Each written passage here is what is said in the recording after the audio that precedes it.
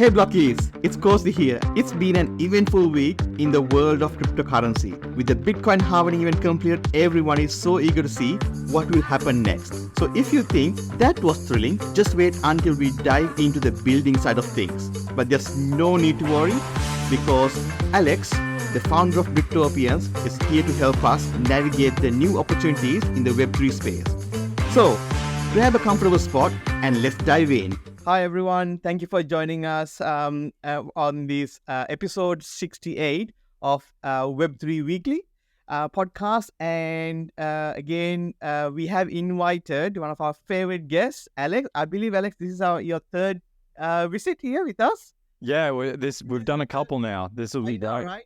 It's amazing. And the reason for this invite is the narrative has changed. Pretty much over the last year, it almost went to like 2 years, and then this is again new journey. So, and one of the leaders who we see in this space, who always been in the cusp of what's happening, is you, Alex.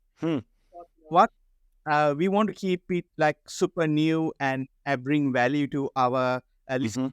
Look, let's bring Alex and again, the relationships that you have in industry, and you get a lot of the nuances. So based on that, Alex, again, thank you so much for joining us for episode 68. So on that note, I will pass the mic to you to give a bit of an introduction. So there'll be some people who are joining us for the first time, and would be awesome to hear a bit about you and what you have done and what you're doing now. And then let's go into after that. Sweet. Thanks for having me, Cozy and Charlie, and the whole Blockstars team. Really excited to be here again. So the super quick background on me is my name is Alex. You might know me on Twitter as Alex is Building. I'm the co-founder of an NFT project, Bricktopians, which sold out in November 2021 in about 90 seconds. So we had a lot of momentum behind us, and we've been building ever since. So if you've never seen our NFTs before, I highly recommend checking them out because we put a lot of love into the collection that we created, and it's something that we've continued to build on ever since. So I'm someone that's extremely active in the broader Web3 ecosystem. It's just something that happens when you launch an NFT project and you want to continue to grow it. You really need to focus on getting attention to that project so that there's new interested people that can participate in the ecosystem, and so that when you release things, they're relevant to broader Web3. So I've kept my finger on the pulse, really gotten active as a content creator on Twitter over the past 2 years or so. And yeah, now if you see my content, something that I also have a passion for is helping people find a job in Web3, just because I get really sick of seeing that people think that the only way you can win in this space is by buying some meme coin and praying for the best, or getting lucky on an airdrop. And whilst I think these things are great and give a lot of people opportunities who might not have other opportunities out there, I think there are ways that you can actually build yourself too, and create a long-term future in this space that will allow you to participate for long enough to get those outsized returns and those opportunities that people miss out on in moments like the bear market, which seem to be hopefully starting to be behind us now in this cycle. But in terms of like what I've been seeing in the broader ecosystem, there's been a massive shift since the start of the year. And that has particularly been around, honestly, like I've noticed a shift in everything has moved away. As sad as this sounds, like everything has moved away from quality and moved way towards hype. All the best stuff, in my opinion, that was coming out in Web3 was coming out in the bear market. It was coming out when no one had any incentive to do anything. People were creating because they really believed in whatever it is that they were building. We saw like a heap of awesome developments, particularly from NFT projects, whether that be Pudgy Penguins having like an actual sustainable business model, being in Walmart, billions of views on their GIFs, like insane growth in that. And that all came during like this builder market that we just had, and even projects like Azuki and a lot of the other large ones doing some really cool stuff. And what I loved about that era, probably like the late 22, all of 2023, is that content creators were rewarded for creating high quality content, and people were rewarded for really creating value in the ecosystem. Now in 2024, it's almost the exact opposite. Like, there's a lot going on, there's a lot of money to be made, and people are killing it.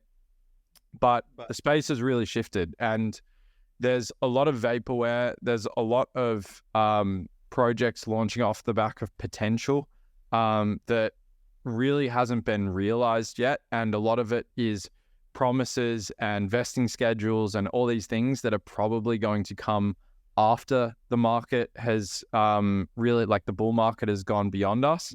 And so for anyone that's looking to get involved at the moment, if you go on Twitter, even for me as someone who's like actively tracking it every single day and really close friends with a lot of the people that are involved in what's being built, if you go on Twitter, it feels like drinking from a fire hose. There's like 100 different chains. People are chasing meme coins. People are chasing farming.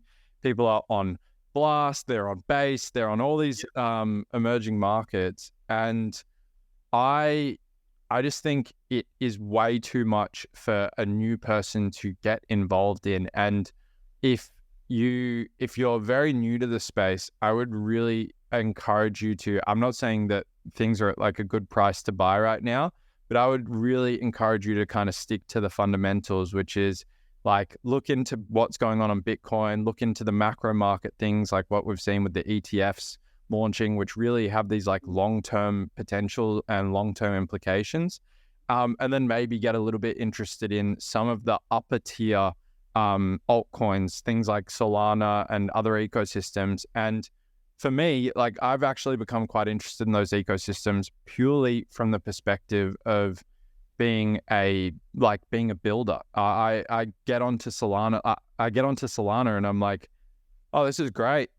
I've been really frustrated by all the ETH gas fees. I've bought a couple NFTs recently, and some of the gas fees have been higher than the cost of the NFT itself. There's a really mature tech ecosystem here. People are really passionate about it. Oh, that's very interesting. I'm going to dive deeper here. Whereas if you go on Twitter, you might see like some random person posting about a coin you've never heard before on a chain you've never heard before. And I think unless you have some sort of edge, like a friend that really is super educated about this stuff, you're probably going to end up being the exit liquidity for the people who are way ahead of you in the market. So that's kind of the way I'm seeing things at the moment. Oh, I think you said it exactly how it is. And I had to say the same thing. Like, I agree with you. And it's funny, like when you say like, far back in 2022, and I'm like, oh my God, that I feel like that's about 10 years ago, not 10, maybe 5 years ago or something, you know what I mean? It does feel like it. Isn't it? There's so much like, and we always said like, okay, the block or the Web3 space, it goes in like dog years, right? And I feel like the end of 2023, it all started. And then now it's on, it's on hypersonic speed. And, as you said, like all we are seeing there of farming and yield and all that. This all started with like a, almost it shows a bit of a, what you call, money oriented, right? And we saw a lot of the, people who built during the bear market.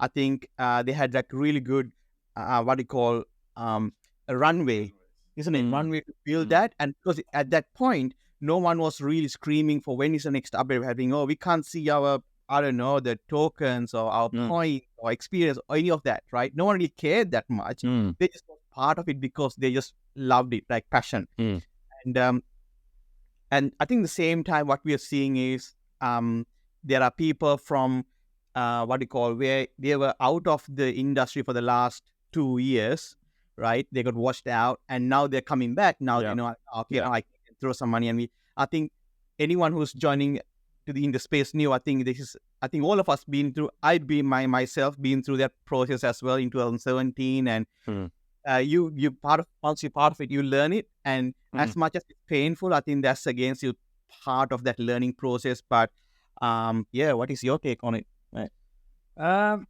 It's a funny time. It's a funny time to be around. Like now we've got the DeFi, and of course meme coins. After Doge at last cycle, meme coins have always been good in crypto degen world. I think more people have come into the crypto degen-ness.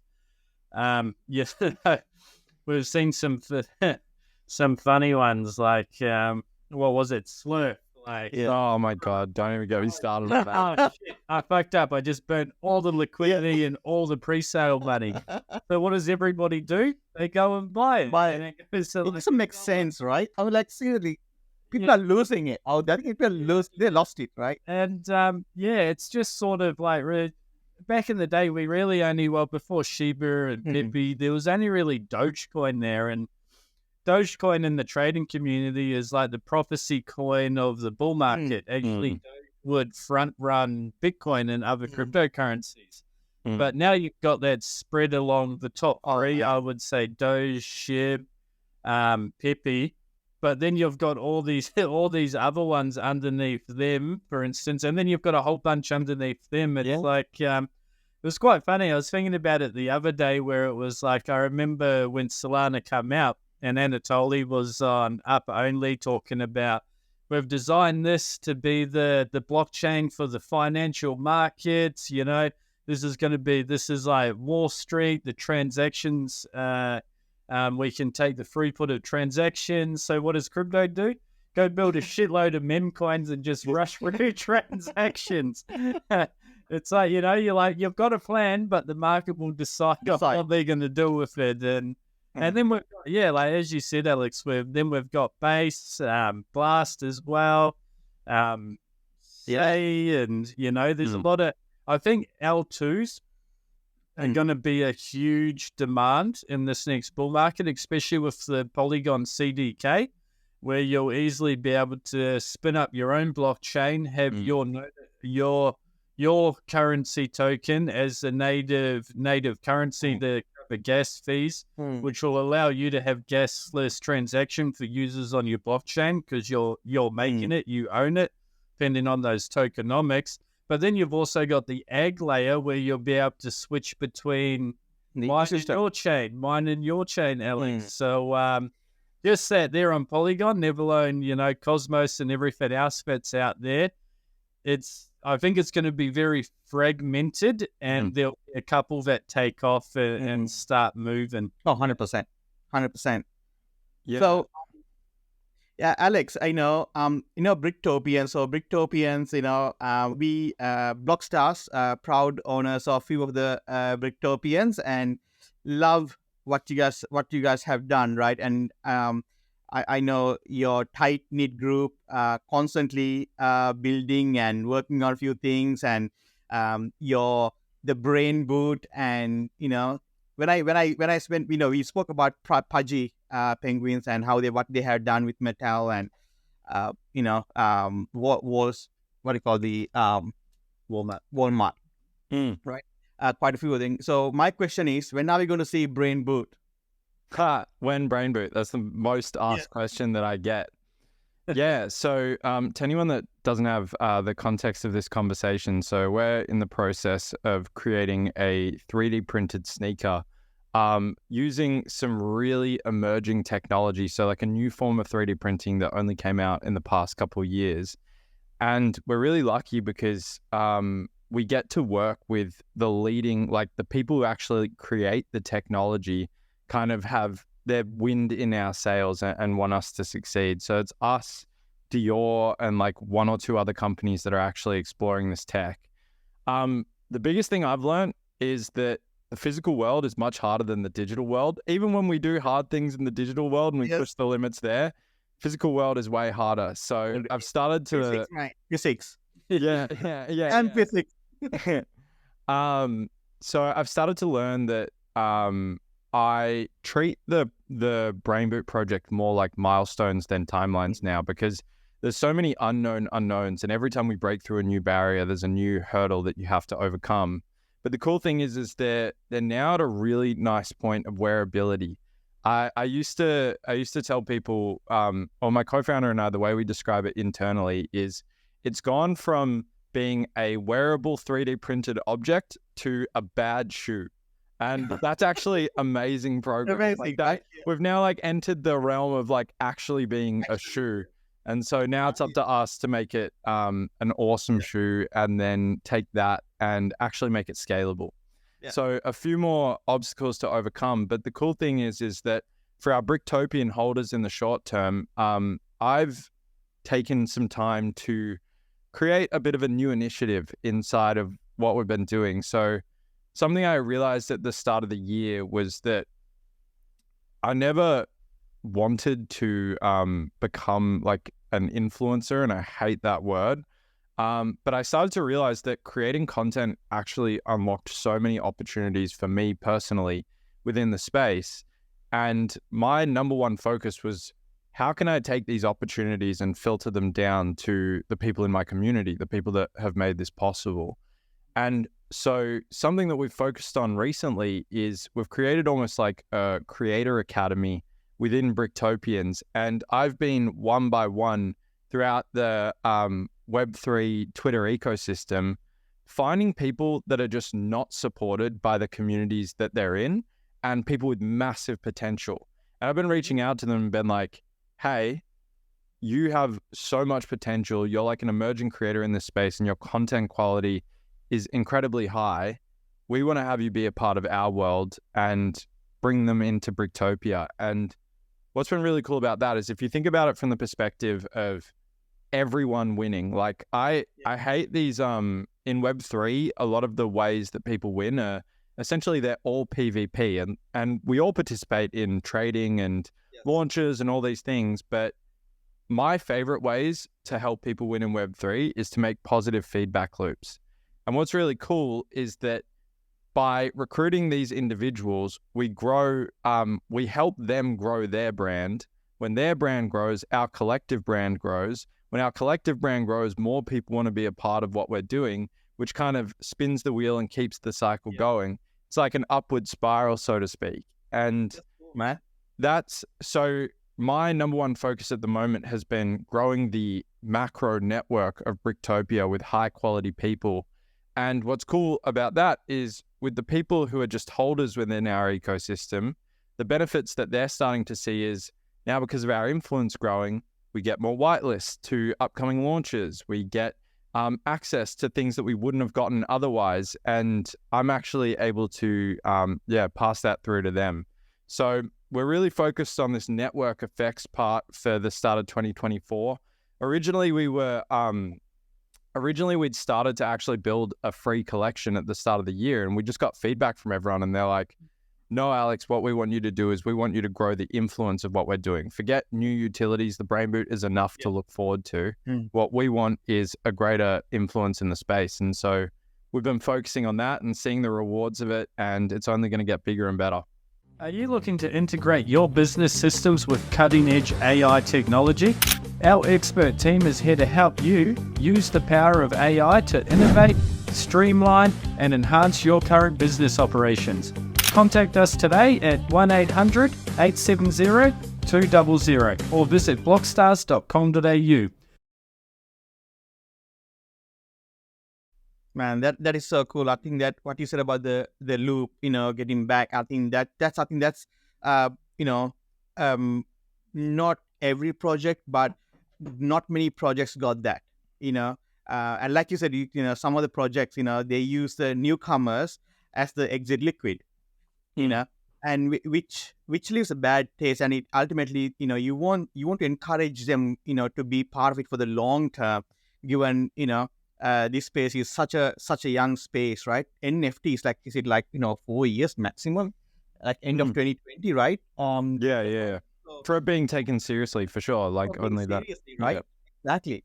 So in a space like this, I think we should really look at, I think that's why it's super important for people to find out, okay, who do they want to follow, thought leaders, and saying that, people have changed that influencer into a, like a three-letter acronym called KOL. I mean, like when we spoke with Ruthie, and like, okay, Ruthie, what's his KOL business, So it's interesting how, as the space grow, how the words change, how they define themselves change as well. I think that shows a way of growth in the business.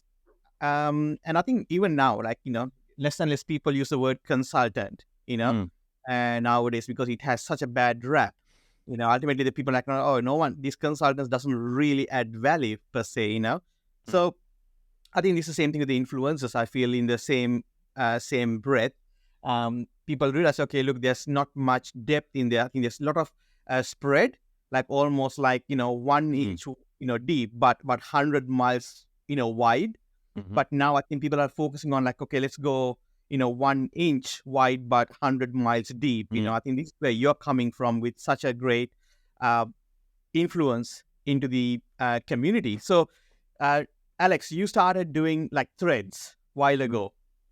Can you please tell us how did it all started and what was your journey like? And I know that it never started as like, it's so easy for me type of deal, Not at all, yeah. Because, you know what I mean? I started, I'm like, okay, like, nah, this is not me, and I don't want to be expert at this. I've got better things, other things, not better things, but other things to focus in my role. So yeah, what is your experience and what was the outcome of it? And did you really achieve what you wanted to achieve by doing that?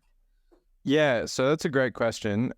So yeah, what that was all about is so for anyone that doesn't know, the way I started as like what I would call like a content creator is I knew that in order to grow the influence of the project, I needed to grow. And I had no idea how to use Twitter like in an effective way. Within Bricktopians, we had someone running our Twitter. Me personally, I'm more of an Instagram person. I think in Australia, or particularly at that point in time, I think in Australia, if you go up on the street and ask 7 people if they use Twitter, all 7 will say no, right? Like it'll take you a while until you find someone that actually understands and uses Twitter actively. So I knew that in order to grow, I would need to create value in the space. And the experience that I had from in-person events, just being on the timeline, all this stuff, was people were just shilling as aggressively as possible. Everyone was just either promoting what they were building or what they'd bought. They wanted other people to buy their bags. So for me, I just thought, okay, that's it. I'm going to provide as much value as possible, either through things I've learned in my experience as a founder, things that I've learned as an investor in this space, and things that I'm still researching. I'm going to write 100 threads in 100 days. Like I'd heard this law of 100, which was from an entrepreneur called Noah Kagan. And he spoke about how if you're going to start doing anything, particularly in content, you should do it 100 times before you quit. Like commit to 100 times. It doesn't matter if it performs well or not. You have to do it 100 times. Like that's the contract that you're signing with yourself. Now, the thing was, I didn't want that to last 2 years. I just wanted it over and done with. Like, I didn't want to be doing this every week for 2 years and then find out it doesn't work. So I was like, all right, I'm going to do it every single day, even weekends. And so I wrote 100 threads in a row for 100 days. And the first 40 or so absolutely sucked, right? Like they genuinely, and if you think about it from the perspective of, if you said to yourself, I'm going to write threads because I think they will help me grow, and you'd written 40, you would say to yourself, and they weren't working, you would say to yourself, okay, I think this thread writing stuff is not for me. I've tried 40 times, nothing's happening. And so I'm going to go do something else. But I didn't do that. I just kept going.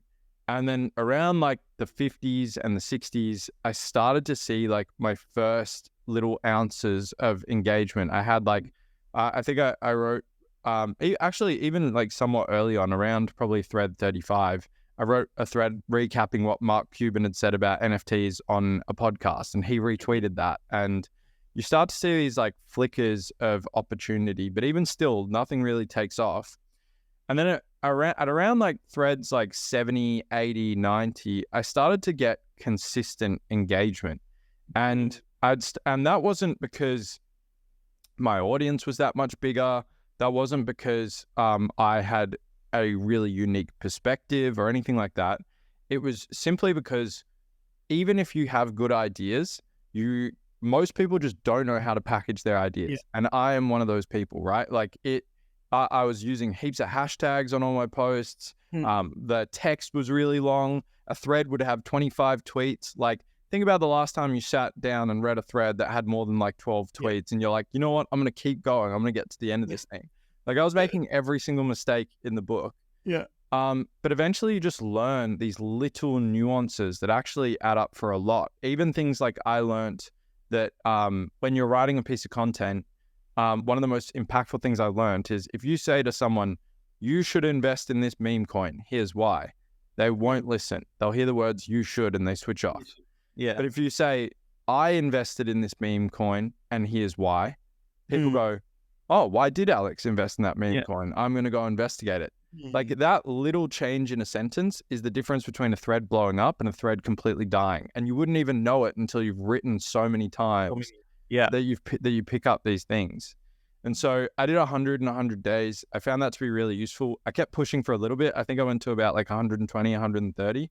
Yeah. And then once I'd started to realize I knew what made a quality thread, but I didn't have enough time because I was pumping them out so quickly, then I switched my approach from quantity to quality. And that really started to help me like on my next season of growth. The other thing that I did that was really impactful is I think like Twitter Spaces are so underrated, particularly if you have a smaller account, because they do multiple things. What they do is like now, I honestly think there's only like 50,000 people left in Web3, like genuinely.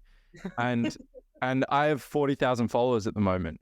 So what that means is if I join a space with 100 people, only 20% of the people or 25%, I never do public math. I can't remember which numbers I said, but let's just say for argument's sake, if I join a space, only 20 people won't be following me, which means if I speak for an hour on that space, I can only gain 20 followers.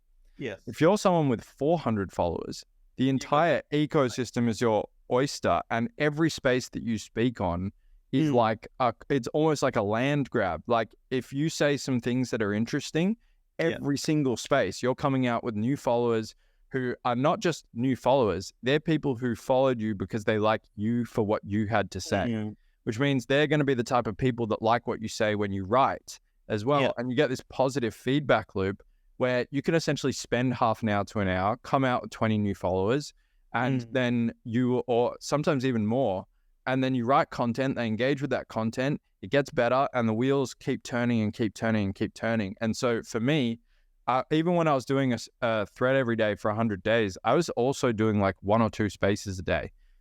Spaces were definitely the ones that I was happy to let slip if I needed to, but I was I was probably averaging around 25 spaces a week, like something crazy, right? Like some days I would do genuinely 6 or 7 spaces. I was putting all my time into it. And I was really enjoying it. I was just hustling and selling. Well, I also did the maths wrong on that as well. I did my timetables wrong.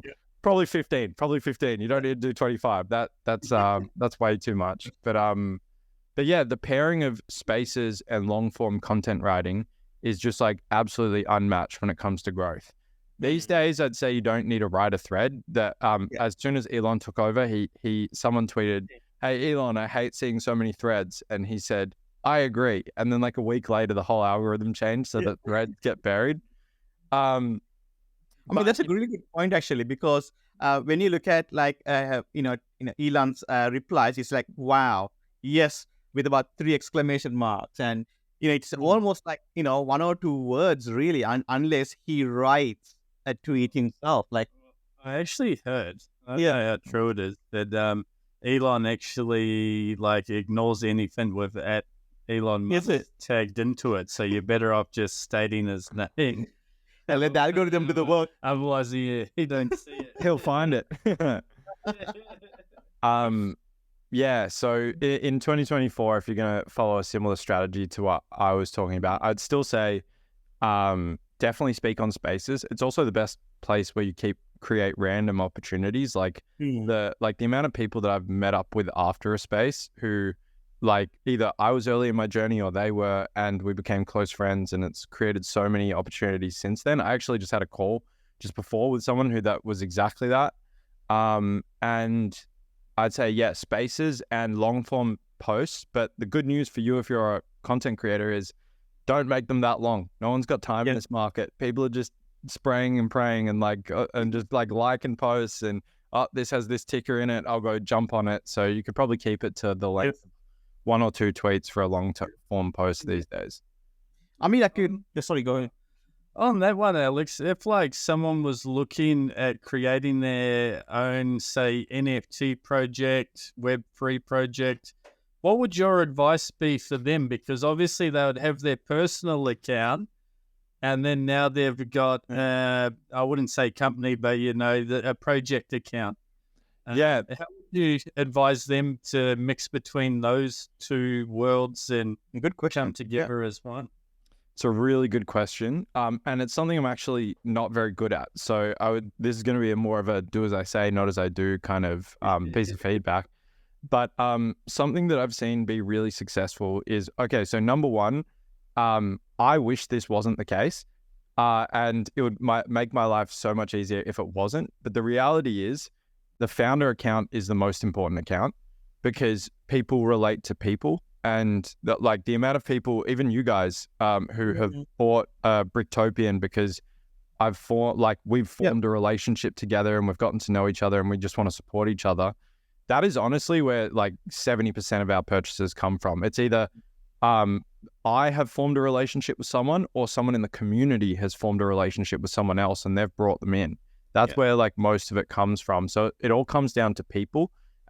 And these purchases and if people are getting into a coin or a platform or anything like that, wherever anyone might be investing their energy, it really does come down to being connected to the founders.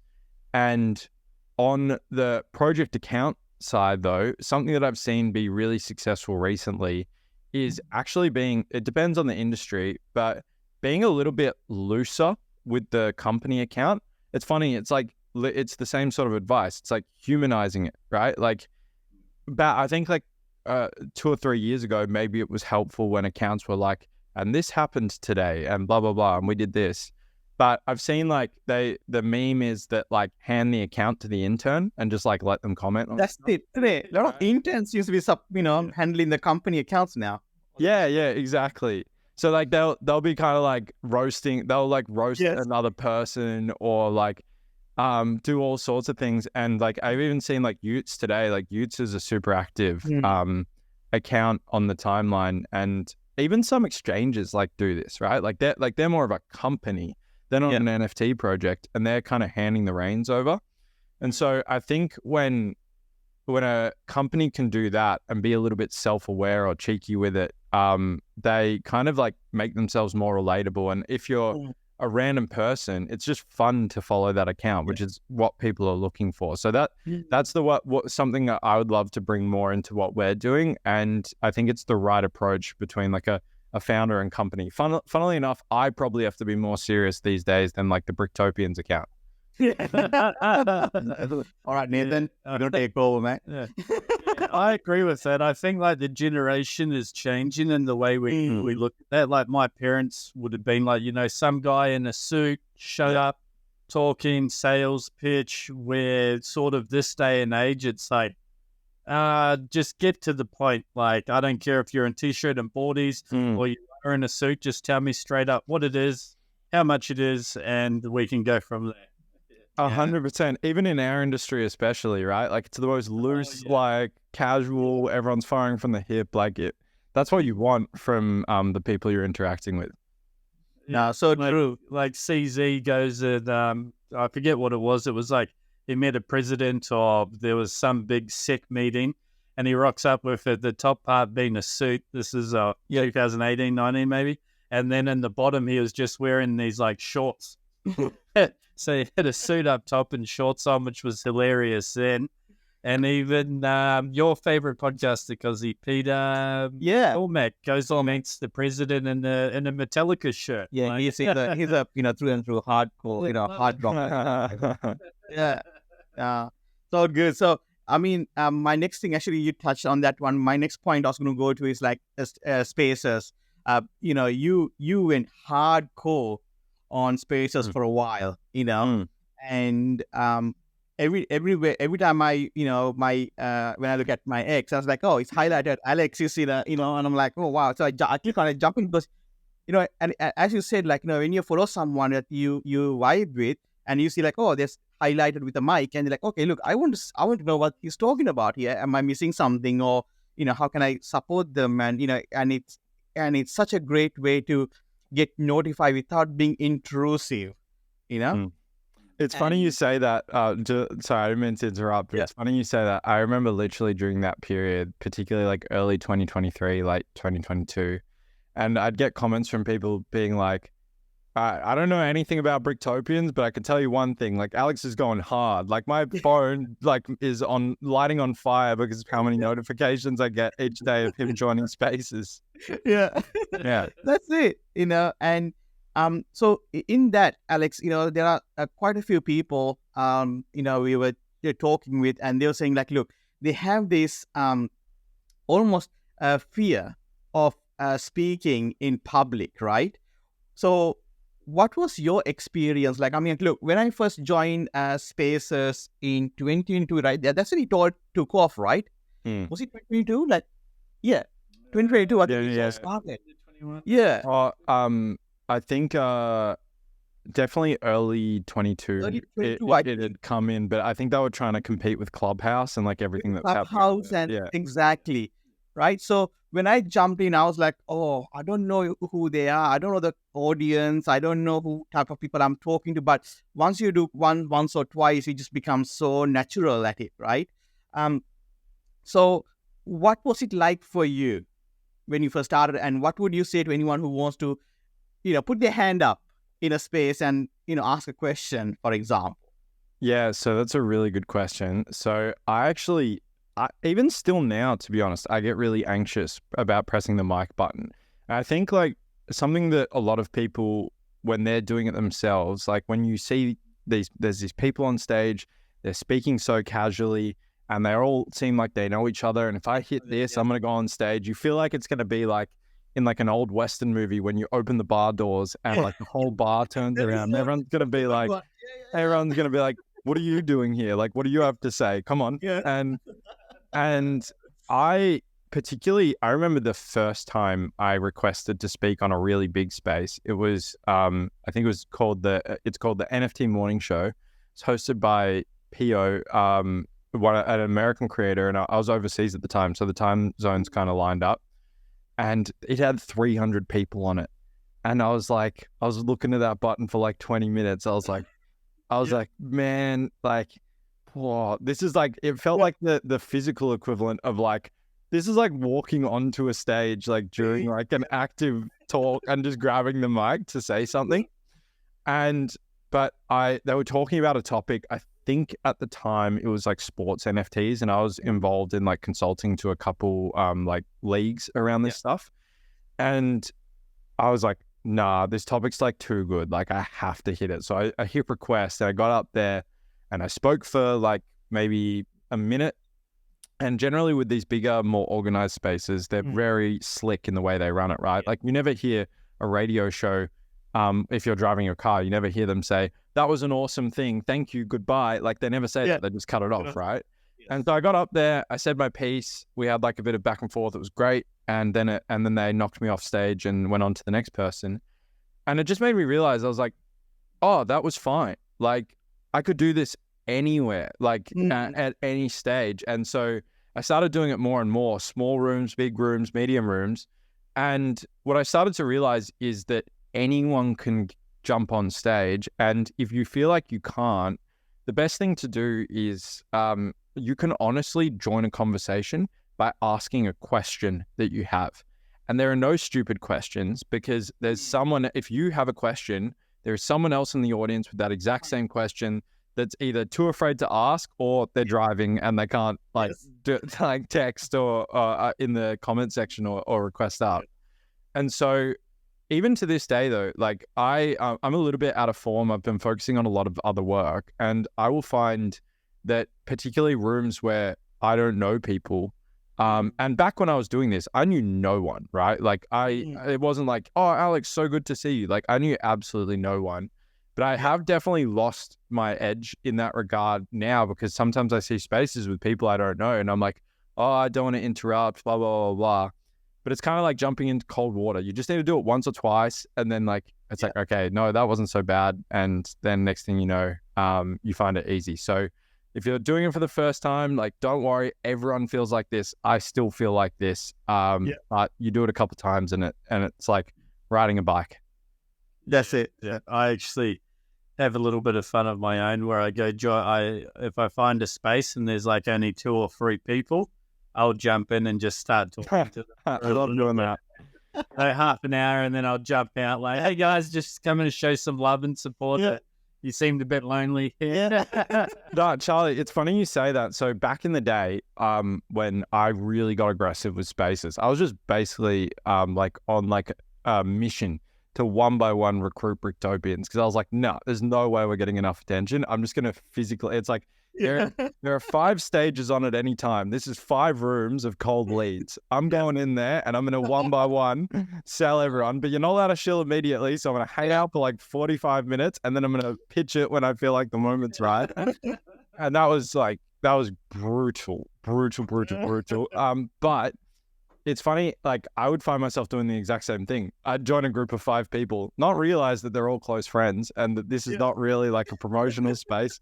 Next thing I know, I'm just hanging out with these guys like every 2 days. Like, and it's like, all right, I guess I'm part of the gang now. Yeah. Oh my God. That is so and then it gets real confusing when they change their like profile picture. Yeah. Oh, yes. And you're like, Never seen you before. Are you planning to launch a blockchain project? At Blockstars, we specialize in developing blockchain projects from your initial idea to the final product. To launch your successful blockchain project, drop us an email to hello@blockstars.com.au. No, it's crazy. I actually saw that happen like just before I got on this call. Guy, because Utes are running this creator initiative, a guy called OG. He changed his profile picture to a Ute, and I was just like, and it's like, oh, congratulations to OG for like winning the Ute or whatever. In my head, I was like, OG, who is OG? And it's funny that as soon as I go to his profile, I see his like actual face, and I remember what his old PFP was. I was like, oh, of course it was OG, blah, blah, blah. But it's just funny how often like we become so like ingrained with people's PFPs. And even when I meet people at in-person events, I was like, I feel terrible because they'll be like, we've interacted heaps on Twitter, like, what's the name, blah, blah, blah. And then they'll get their phone out. I'm like, oh, like the Gundam looking like PFP. Like, of course I know who you are, like Lyrics or like someone like that, right? It's just funny the way that our brains work on Twitter. It's always the PFP, never the name. Never the name, isn't it? It's just crazy. Yeah, it's like that. But coming into your new venture in Web3. Oh, yes. Yeah. The Web3 gaming, the Web3 jobs directory sort of Discord channel where you're linking. I see you're doing a lot of education for like, hey, if you've got these skills in Web2, you can, like, don't be afraid, you can jump into Web3 and just helping a lot of people out. Yeah, so I'd say if you keep an eye on my content recently, someone asked me yesterday, like, they're like, are you a recruiter?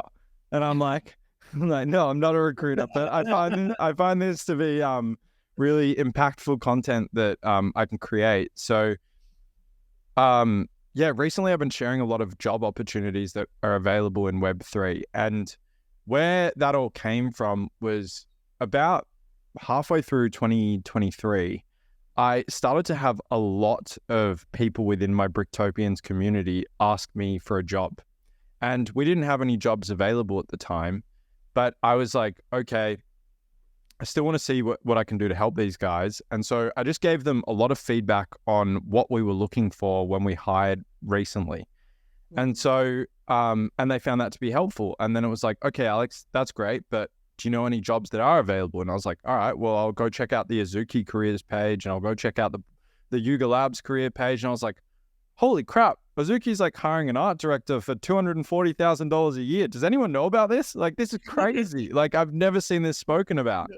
And so I just started posting this content, and all these people who particularly in that bear market period, were really struggling. Like there were no opportunities for most people who are traders or investors.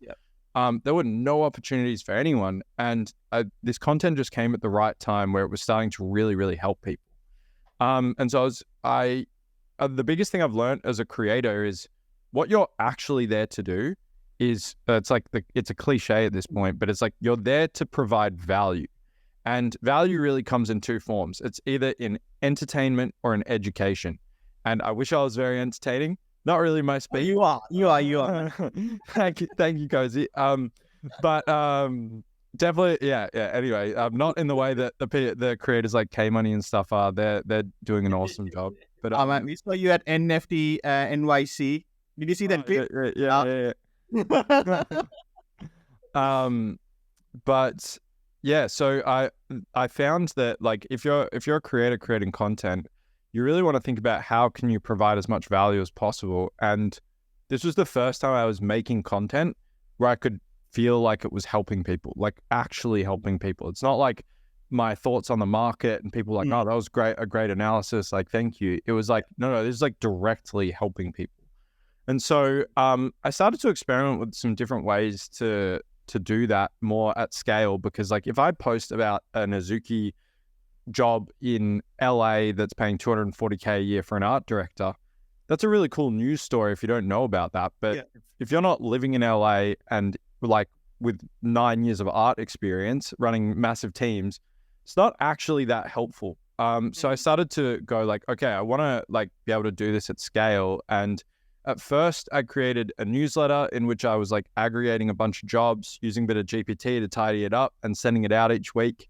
And through that process and just like kind of learning what people were looking for and iterating, earlier this year, I just arrived at, I was like, okay, there's a lot of people with really awesome knowledge and insights about this stuff. I'm actually not, everyone always comes to me and is like, Alex, can you review my CV? And I'm like, I could not be further from the like person you want to ask about this stuff. I'm not the person that is going to be hiring. But I just saw this really awesome opportunity where there were a lot of knowledgeable people in the space and a lot of people who really needed to get some help with like getting their leg up in getting a job.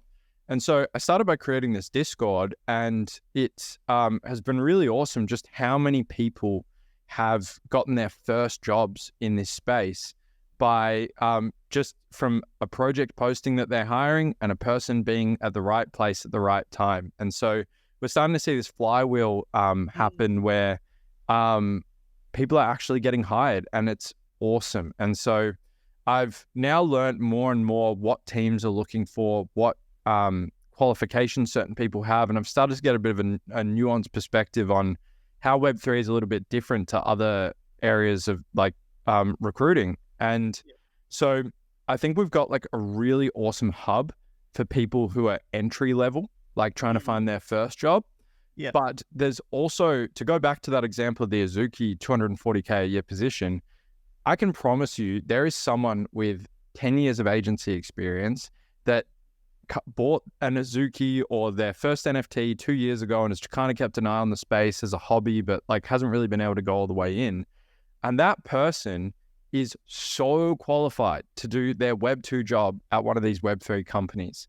And so what I've created now, and it'll probably have launched by the time we get this podcast live, is I've created a essentially like the mega version of what my newsletter was, which is a real-time feed of all the jobs at all the big companies in Web3. Nice. So thank you. I'm really excited about it because I think like I call it the working title when I was creating it is like the Google of Web3 jobs. Like it's a search engine for jobs essentially. And it all just came out of, I was using, so whenever I'd post like Azuki's hiring this or Polygon is hiring for that, I was essentially just going to all these like 17 job boards, all the career pages, all these like, I have a doc with like honestly like 70 links of pages and pages and pages that every week I would click individually to find if there's any interesting jobs to post. I was just like, this is way harder than it needs to be. So I'm going to create a tool, and at the worst case scenario, it's going to make me as a content creator, it's going to make my life easier. Yes. But what it actually really is going to do is just mean that someone who wants to work in this space long term, they can just go to one place and find every job that they could possibly be looking for. So I'm excited to get it into a few people's hands. I've been testing it with a few users and they've been loving it. So nice. Yeah, it's going to be great. Good job. Look out, recruiters. Alex is taking your job for free. Yeah. Alex is really into Alex is hiring. That's awesome because a lot of people are unaware or don't look at that, that little careers part all the way down in the footer. Like, developers look at footers. If they want the information, they'll go straight down there. But the majority of us don't get to the footer before. Exactly. 100%. Also, so Alex, is it?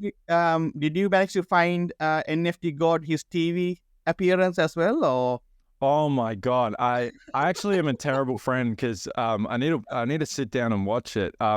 It's funny you mentioned NFT God, who's now, for anyone who's coming back after 2 years, is now known as Alex Finn, and he's got a different PFP. He's himself now.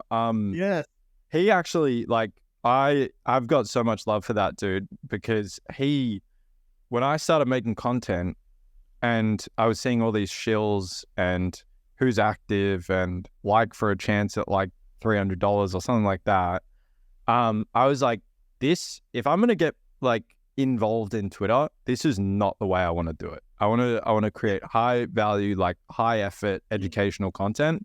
And the only one doing it at the time was NFT God, Alex. And he really paved the way. Like he taught me how to do a newsletter. He taught me how to create content that was impactful. And I'm very happy to see that he's now killing it and has grown through the niche and now is much broader than that. Like even when he was in Web3, he was helping other creators grow in the algorithm, and now he's helping all creators grow in the algorithm. Yes. I mean, like, that's amazing, right? I mean, this is where how, like seeing him, his journey and how he broke through out of Web3 to real, like to TV. I mean, like, like into the, the bigger screen, I would say, like, it's amazing. I think, I know we haven't even scratched the surface here. I think that's the beauty of the space, So on this one, guys, for the listeners that don't know, including myself, what TV? Okay, it's a program. So the crypto, it's like the Shark Tank. Web3, the whales. Yes, I think it's called Killer Whales. And for anyone that doesn't know, but they got a bunch of Web3 creators. NFT God Alex is on there. Alex Finn. And so is K-Money and a bunch of other incredible Web3 creators. And they judge Web3 projects in this really cool, like, it looks like the garage from Batman, where they keep the tumbler, and they judge them in there. So I believe it's on Apple TV, and it's one that I've definitely got to sit down and take some time to check out. Yeah, me too. Because they done season 1 and they're releasing season I just saw the trailer come out and I was like, oh wow, okay. Alex is like tough man. He is like delivering stars. He's got no BS. He goes straight for it. 100%. So he's the Kevin. I don't know. Because it's funny, right? Because I think sometimes the personalities will a little bit change as well once you go to that one. And because the reason I'll say that is because Alex did mention in Twitter, like, I'm sorry guys, that I don't know what became of me in that in program. So. That's so funny. I know. Yeah, I think on those shows you'd have to be, especially you bring in the Web3 element. Like, if the normal Shark Tanks, there's quite a few funny clips come out of what people are selling on them ones or trying to raise. So. I know, right? Thank you, Alex. And before we finish, what I would like to ask you is, in your opinion, like, if we pick like a handful of content creators at the moment who you connect with, and who would you give rose flowers to at the moment? Like, who are the ones that you would like say like, hey, I look up to this person, or I really like this person, they helped me for this thing, or who are those people you would love to give a shout out to? Okay, so hold that thought because I literally have a list. All right, I'm not gonna miss any. I'm gonna miss some people because I need to add to this. Yes. But I want to give a shout out to the people who have recently joined us, because I'll be honest, it was a bit of an experiment for me to reach out to some of these creators and be like, hey, I want to be a part of your journey. Yes. I'm going to give you a Bricktopian and I'm going to support you. And most of these, like, I would not have been surprised if I'd given Bricktopians to people, they change their PFP for 2 days and then I never hear from them ever again, or they floor it, or whatever it is. Or they go, actually, Alex, like, I'm just not feeling it. It's like not something I really want to be a part of. But every one of these people have like completely embraced what it means to be a part of our community. And everyone in the community has noticed that it's just felt so much stronger since they joined. So the people I'm going to shout out are DeBayo, Liverpool, Larry, Alaniran, Trav, Depot, who is recovering in hospital right now. So a lot of love to Depot. Shout out to Depot. Steve, Turbo Timmy, who's an Australian, who's like one of my favorite humans at the moment. He's absolutely amazing. Sir Dako, Marv from our team, and Leanne. So we've had these people join us, and they've just been so awesome in like the way that they've like completely embraced our brand and grown it. So like I got no shout outs for anyone else. It's straight to those guys, and all love to the new bricks. Oh, mate, so good. And I think saying that, I think it's super important because it's the people around you who make you, right? I mean, there's people say like, oh, I saw somewhere, Arnold Schwarzenegger, I saw a clip where he says like, oh, you're a self-made man, right? And he says, there's nothing about me is self-made. He said, when I came, when he went to US, he didn't have anything. So he had people come around. He helped him with his food, with his pillows, but whatever, At the Thanksgiving, he was, people, when he came to his house in his small apartment, people brought things that it's people around you that makes you. 100%. And that's actually a really good point, because I have a car. I know we're running overtime here, but No. Good, mate. I got a couple more that I want to shout out, which is I really want to shout out, first of all, my Bricktopians team. So Bob, Marv, and Storm, they've been absolutely incredible in making us what we are. Yeah, they are everywhere. And the other person that I want to shout out is my co-founder, Law Degree. But I need to take a moment to make sure I don't miss a single person here, because when I started the Web3 Jobs Discord, I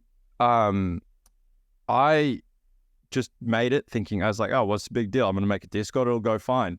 And then within about 8 seconds, I was like, oh, this was a terrible idea. I cannot do this by myself.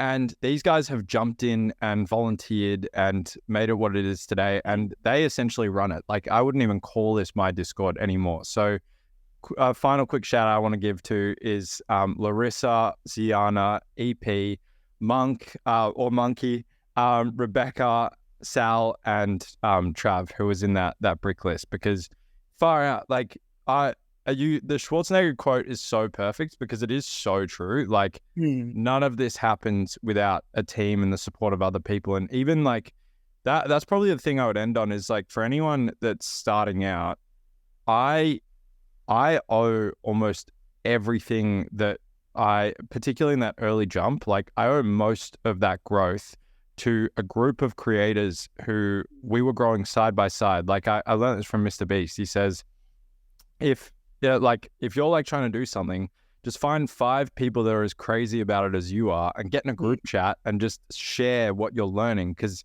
if you learn one new thing per week and you do that for a year, that's 52 lessons. But if you have 5 people in that group, that's 250 lessons.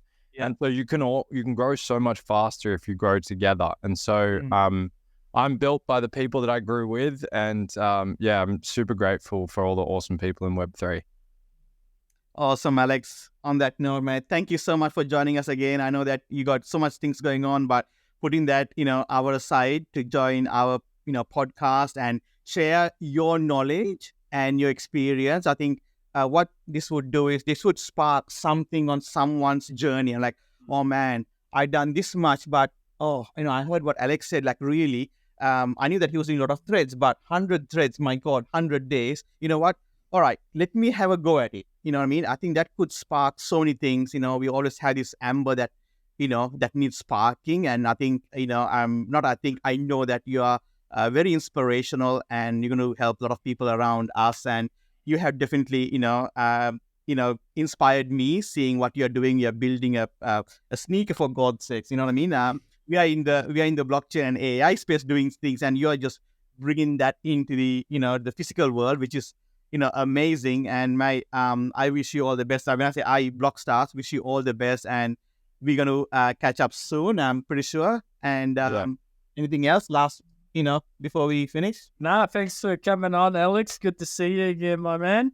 And have an awesome long weekend. Yeah. I don't know what that is. Someone in the cafe I was working in earlier today was like, "What are you doing for the long weekend?" And I was like, "What's that?" A weekend. But thank you guys for having me. Thank you, Charlie. Thank you, Cozy. And yeah, to anyone watching this podcast, man, you got to tap into Blockstars, because these two and the entire team are just the most genuine I was going to say creators, not in the way that I'm a creator, but creators of awesome things. And so I really wholeheartedly back the Blockstars team. And if you're in the blockchain or AI space, go check them out. Thank you, Alex. On that note, awesome. Catch you later. See you guys. See you, mate. Bye.